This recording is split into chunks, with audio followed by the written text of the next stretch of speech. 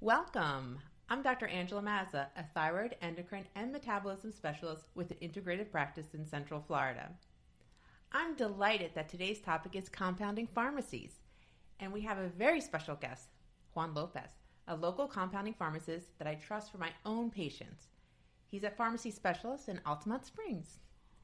Juan is here to help us better understand what compounding pharmacies are and how they and their pharmacists are both similar and different from the type of pharmacies many of us are more familiar with. Welcome, Juan. You're our first and long-anticipated guest. It's an honor to have you here with us. Thank you, Dr. Mazza. I'm really glad you invited me to share some important information with your listeners. I can't wait to get started with this episode.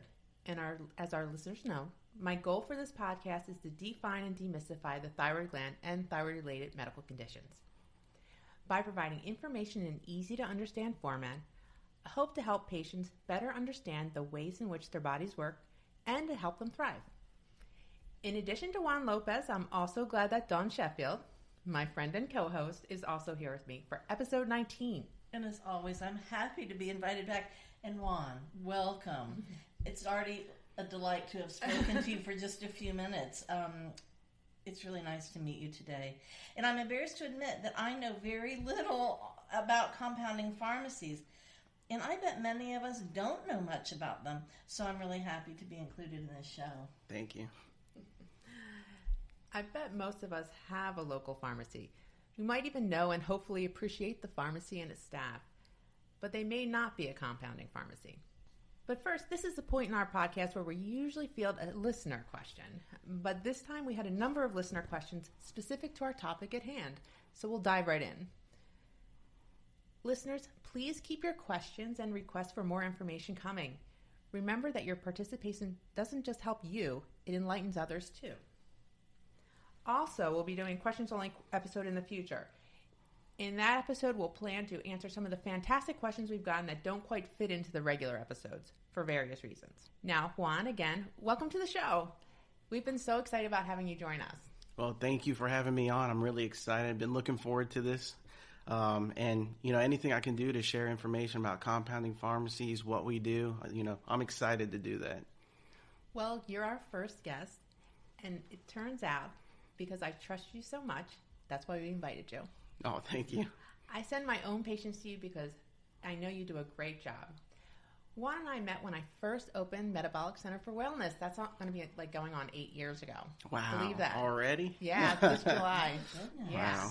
So Juan stopped by just to introduce himself and tell us about a pharmacy specialist, and we've been friends ever since. Yep. So if I need something super specific, I ask Juan. He always comes up with an option. And I have to tell you, what he comes up with usually works. Oh, that's good to hear. And the patients are happy. So Juan, would you start this episode by telling our listeners a little bit about yourself? Yeah, sure thing. So I'm a pharmacy manager now at Pharmacy Specialist Compounding Pharmacy in Altamont Springs. We just celebrated our 25th year in operation. Oh, wow. Yeah. Cool. Thank you very much. Our pharmacy was actually founded by Sam Pratt, and one of my mentors. He taught me a lot of what I know. And he was there with Terry Isler for many, many years, and they're my mentors that showed me what to do, showed me what not to do, and, trying to be the best compounding pharmacist you can be. So what we do at that pharmacy is really specialize in doing custom compounded medications where we're zoning in on the individual needs of what patients are requiring. And we work with their doctors, we work with the patient, and we come up with a solution that would best help them with their therapy. Kind of like a team approach. Oh, absolutely, absolutely. So we want to know, are you originally from Central Florida? Or are you relocated from somewhere? As most people in Central Florida are from someplace else. Well, actually, so my dad was in the military, so I'm from everywhere along the coastline. He was in the Coast Guard, cool. So from everywhere in the U.S. And we did spend, 3 assignments at a Florida base, most of all of them were in the South. A few were up north, and that's where I learned I do not like snow. No, it's not. Yeah, people not, think not it's for really me. nice, but it's nice to visit. It's nice to visit. Yeah. So I knew, I would want to be in the South, and I met my wife, who's, down here in Florida, and stayed here ever since. Really happy. I love the the area and, the patient population, the people we serve, it's the place to be. We like it. So, yeah. How long have you been a compounding pharmacist? A little over a decade. It was one of the things that, when I graduated pharmacy school, it was, I knew that that's what I wanted to go do. I found out during pharmacy school that independent pharmacies were a thing, Right. A lot of times, you'll be driving around and you'll see a pharmacy on a corner and it, most of us either see in the grocery store or, that's our perception of pharmacy. But when I went to pharmacy school in Atlanta, I found out there's a whole avenue of just pharmacies that are independent, ran by pharmacists that can really practice the way that they deem necessary to take care of the patient. And on rotations, I got to see that, in the different independent pharmacies I went to, and I just gravitated towards that community clinical aspect. Right. That makes sense. I mean, as an independent physician, I'm quite familiar with that. Yes. Could you kind of explain to our listeners what exactly is a compounding pharmacist? Oh, absolutely. So there's medications that you have out there. There can be compounded medications or the commercially manufactured medications. Those medications are, they're making one drug, which has gone through the FDA approval process, all the packaging and everything's been FDA approved. But they're making one medication at that specific strength for thousands of patients out there, maybe if not millions. It's one drug for many patients. A compounding pharmacist and a compounding pharmacy, what we strive to do is seek to address that specific individual's needs. And by doing that, we follow, guidelines. There's a lot of regulations, quality metrics, and things that allow us to do that. State boards of pharmacies have certain laws that you follow, but we're able to create that medicine for that one specific person for that specific need that they have at that moment. Okay, so that's kind of at the core of the difference between a compounding pharmacy and a regular retail pharmacy. Yeah, regular retail pharmacy, they'll be doing a lot of the commercial medications. This is one of the great things too. By licensure, any pharmacist can technically compound, and that's why. That's what I didn't know that. Yeah, so it's one of the things, being from Georgia Pharmacy School, they still have, that process where you have to show them that you can compound in order to graduate. And it's one of those things that, like if you need a magic mouthwash, let's say you have, something going on in the mouth and you need it, it's a Saturday and you're like, I got to get this because I'm in pain. Well, depending on if the pharmacies have it, you may have to, go around to a couple. But, if they have the ingredients, any pharmacist by licensure can compound, Gotcha. Those are more the simple compounds. And you'll find out as we talk about it, the more complex ones, they have more requirements for equipment, tools, more checks and balances. And that's when you get into a more complex series where, especially pharmacies like mine, we can do everything from simple compounds to very complex compounds. Gotcha. Oh, that's interesting. I had no idea. Yeah. Well, you know what? You mentioned that you went to school in Atlanta, to pharmacy school. But how did you first think that you wanted to do that? Yeah, that's a really good question because it just seemed by chance and by direction I was given some opportunities that let me see what a pharmacist does. So my dad being in the military, we were in Miami, and he is a search and rescue pilot, on base they had a pharmacist there. And one day, I was talking to my dad about, when you're in high school, you got to figure out what you're going to do for the rest of your life. And I was like, well, maybe I might want to be a pharmacist, and he took me down to the base and I met the pharmacist, and it was a very regimented, like this is, the mission of this pharmacy is to take care and support, the active duty military members here. And, that's actually what got me thinking about, oh man, pharmacy might be something that I can do day to day, especially growing up, with the military all around. It was like, all right, I could definitely get on board with this, right?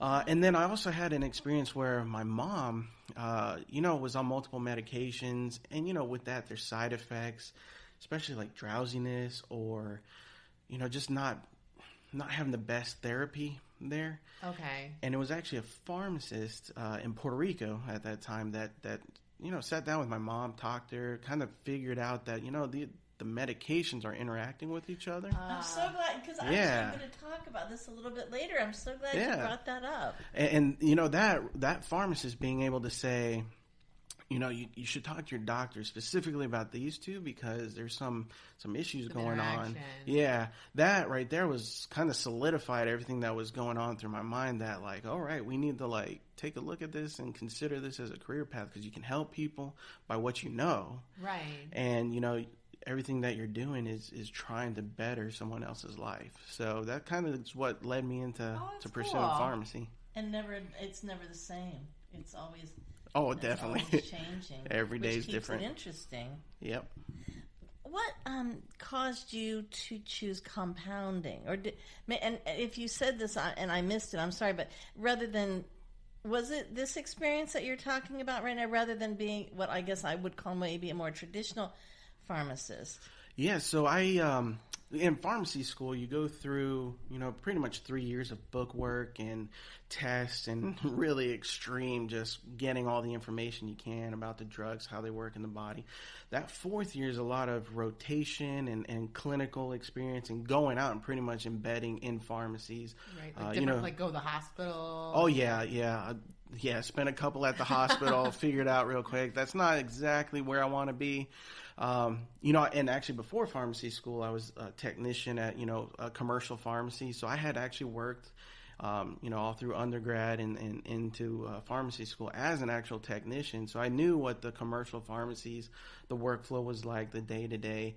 And when I ended up doing rotations at independent pharmacies in Georgia, I fell in love with the fact that you can have your own shop. It's, you're running it. You're part of the solution. And guess what? If you want to bring on a clinical program that benefits certain patients, if you can make it work and there's a need for it, you can succeed at that. So you have more autonomy. Yeah. So a lot of independent pharmacies that I went on rotations at had compounding elements in there. And I just thought it was really cool. I started geeking out about, hey, we can use medication side effects to actually help someone else, or we can use different properties of a drug, deliver it in a different way, and using your knowledge on how to manipulate that, how to create that, how to formulate it, you can actually develop something specifically for that one-time patient. And that right there just kind of further captured me, and I don't know, I didn't look back. I knew that was the way I wanted to go, and I just went. That's like the epitome of personalized medicine, too. Oh, yeah. I mean, that's what we're all striving for nowadays, is personalized medicine, Yep. And I wish our listeners could see your face while you were explaining that, because you just lit up. Oh, well. It's obvious that you have a real enthusiasm. Oh, absolutely. Well, I'm really glad you said that, because I was going to ask you about your educational process, and I don't know, in my mind I felt like it might have been grueling. Was it sometimes?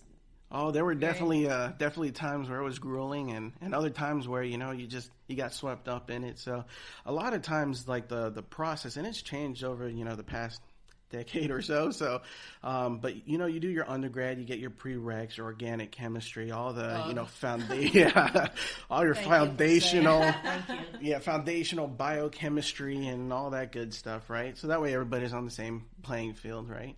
And then you, when you apply and get into pharmacy school, you get that book work, and that in itself, when I went through it, everybody knew that second year when you really dug into the clinicals. I mean, there were some people that didn't make that process, and it was just one of those grueling times. And then what they didn't tell you was that the third year was the same thing. You were just used to it. Yeah, you were just used to it. Yeah.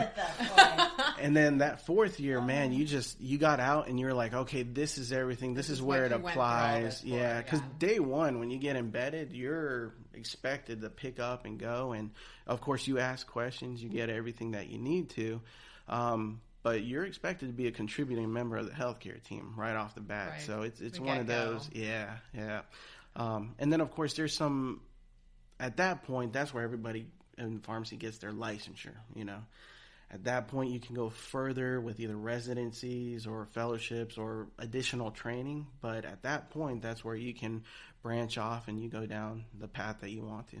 Wow. I'm so glad you explained that. That was really, and your enthusiasm. Oh, yeah. It was just wonderful. I am assuming, too, that your educational pursuits and certifications, stuff like that, are ongoing? Oh, absolutely. Every pharmacist has to do continuing education. So even just to keep your licensure, and I'm sure. Oh, yeah. Don't even talk to me about continuing education. Yeah. I kind of look at it I'm as... so glad I brought this up. Well, Sorry. I kind of look at it as you always have to keep learning. Right. Yeah, absolutely. But sometimes they want you to learn certain things where that's not always what... But it's important to I keep... get it, keep Yeah, your so credits up. all the licensure, you're having that continuing education, both your required ones that you have to do, ones that come up, every couple of years they'll say, oh, everybody needs to, learn up or brush up on this topic, and they make it a mandatory one. And of course, every year you're having to do it, and that's what I view as like your minimum ongoing that's like education. The then bare minimum. yeah, and then like Doc and I, we hear about a topic that interests us, or like our patients, like I'll hear the same question sometimes 3 or 4 times, and I'm like, listen, I got to go find the expert on this, right? Yeah. Yeah, and then find out, is there a seminar or is there something going on that we can, hear? Especially recently, it's really easy to find webinars, podcasts, all this, and you can just dive into that information. And of course, being clinicians, we have the back channels to the whole, PubMed research articles, all that good stuff. So if you hear something, you're kind of like, well, I got to dig down. What were they really looking at? And is there data behind it? Exactly. Yeah. So you can dig down into those research articles and be like, okay, they actually looked at using this formula during the research trial. Hey, let's go ahead and use that. So, yeah. That's wonderful. And I'm just so glad that you pay attention, because I know for all of us, all of a sudden in my life, I'll just become aware of some trend. 3 people disconnected will all mention something. And the fact that you just dive into it, because it means something. It means this is trending, and there's a reason Absolutely. for that. So, and then there's also like that continuing education part of where, like, there's fellowships out there. So depending on your specialty. So back when, I graduated and got into compounding, there wasn't really like a compounding residency, like a community clinical compounding residency. There may have been 1 or 2 at the time, but that's definitely where, like, the Alliance for Pharmacy Compounding, back in the day, was the International Academy of Compounding Pharmacists. There's a fellowship there that completed and did a whole bunch of things to do that program, a lot of which is you actually have to go and get published on compounding articles. So you're doing after your day at work, you're doing a whole bunch of research, and you know how that is. Yeah, nights and weekends. Oh, yeah. You get published in certain things. You got to go to certain meetings. You got to be involved in certain aspects of your profession, and all this is part of that fellowship. One part I enjoyed the most was actually going out and talking to the compounders, legendary compounders that when you first start out, you hear about them and you're kind of like, man, I got to talk to that guy. Then you approach them and you're like, I don't know if they'll talk to me. I mean, I just started, but it's really awesome because compounding is like its own little group of colleagues that, you just come in and you show that you're excited to compound. Oh, they'll bring you in. Oh, yeah. They'll share their knowledge and mentor, and that's cool. And that isn't always the case in some fields of endeavor. So not always. But I do find that, especially with compounding, because the thing is, it's so unique and so subject to your both creativity and clinical acuity that you may have one problem, but one person, solves it one way and you solve it another way, and there's no, right or wrong or that you can't do it that way. It's just a different way of approaching it, that a lot of times you can get multiple roads to optimal success. So that's pretty good. True, yeah. Yeah, I know that I'm going to school in Georgia, and now you're practicing in Florida. So do requirements, do they vary state to state significantly? It's funny because when you're a pharmacist and you're actually practicing, if you have patients, let's say you meet a doctor in South Carolina, right? And you two are solving issues and you want to help take care of those patients, your pharmacy, if you're going to provide any, medication or anything like that to another state, you have to get licensed. You have to follow those rules, and most states require the pharmacy get licensed there. So a lot of times, when you graduate, you'll actually pass a clinical board, the NAPLEX, and then you'll pass a law board, the MPJE. Now, usually, like as a pharmacist that graduated during, after a certain time period, I can reciprocate the clinical part of my licensure. And then most states require that you go out and you pass the law exam for their specific state. So like myself personally, I'm licensed in, Florida, Texas, and Virginia, because the states that we're, actually participating with healthcare require that the pharmacist actually be licensed there. Okay. So state to state, you can have some differences. And of course, that continuing education for each state is different. Oh my gosh, so trying to keep track of all that can be quite interesting. Right. Well, now, if someone's looking for a pharmacy or compounding pharmacy or any pharmacy, is there something that, they should really look for? Any sort of special type or quality qualification? Yeah. Well, one of the things to know is you can always find out if a pharmacy is licensed. If you Google, pharmacy license verification in Florida, in Florida, it'll pop up and you can search by name whatever pharmacy you want, and you can actually see is their license active or, is it pending something or any of those more legalistic deals. So if you ever have a question of, licensure or anything like that, you can definitely always check. And that's one of the basic, foundations that all pharmacies that are dispensing medications need to be licensed, Okay. Outside of that, though, it's much more complex when you're dealing with your health, right? It's not just, hey, I just want to, have my pharmacy that's licensed and that's it, First off, you want to make sure you talk with them. Do you like that pharmacy, right? Right. That's kind of important. Yeah, that's a big thing. Like, can you talk with them? If you have a question about your medication, can you actually talk to them? Some patients don't want to talk to the pharmacy at all. They just want their things, and there's some practices that are like that. We will fulfill it, we'll mail it to you. That's all done. If you have a question, submit it by email, and we'll email you back. So talk to the pharmacy that you're looking for. That will help in your decision-making process of who you want to be on your team for healthcare, because when you pick your doctor, when you pick your pharmacist, when you pick any person that's impacting your health, you're deciding the quality of your own healthcare. But I like to have a relationship with these people. I don't want it to just be some, remote stranger necessarily. Yeah. So, I can see the value of that. Yeah, somebody that cares about you, right? Somebody that, especially on the independent pharmacy side, somebody that wants your business, right? Somebody that when they tell you they're going to do something, they do it.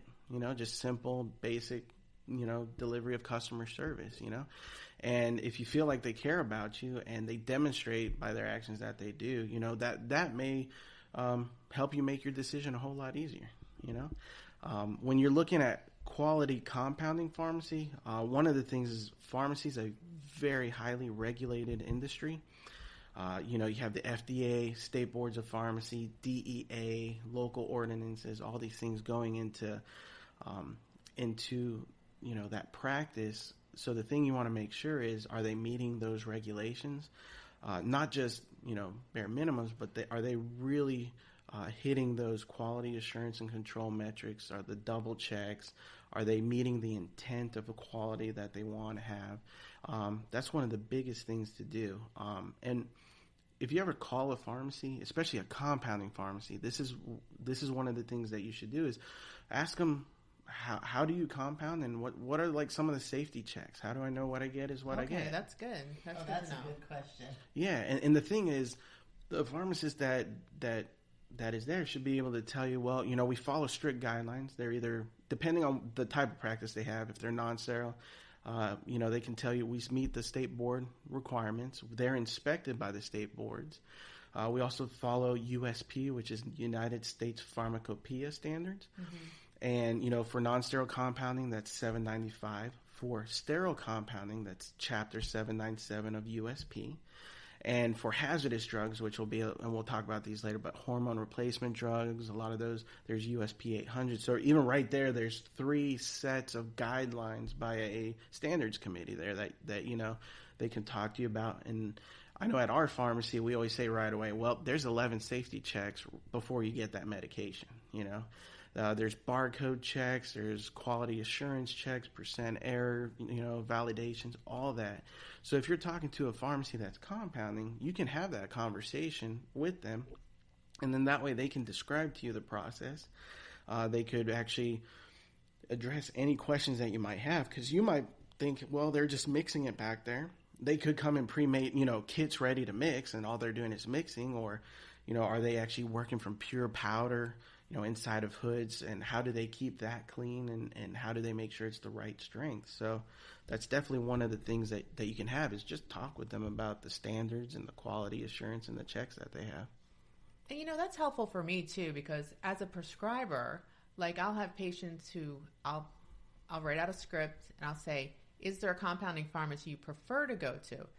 And I'm not familiar with, because there's new pharmacies that pop up, mm-hmm. and I can't keep track of all of them. I have my few that I will recommend, but I'm always concerned, what are the patients actually going to get at a pharmacy that I'm not familiar with? So that's helpful for me too.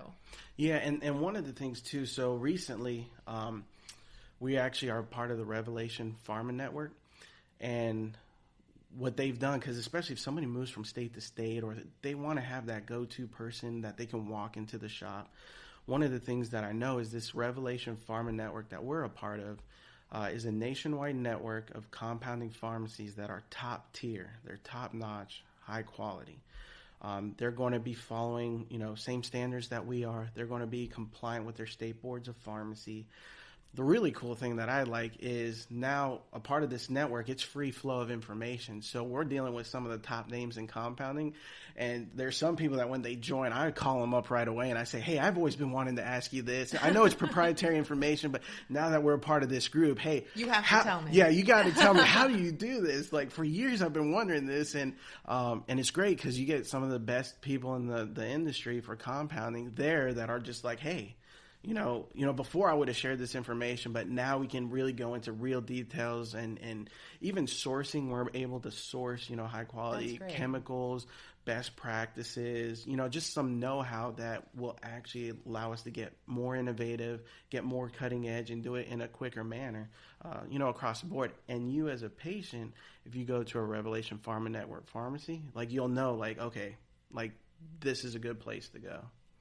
So that's one of the things. Yeah, you just have more support, more reinforcement. And it sounds like a standard of care. Absolutely. Right. Yeah, the best standard. You're going to get quality medication, especially like when you're doing T3, T4.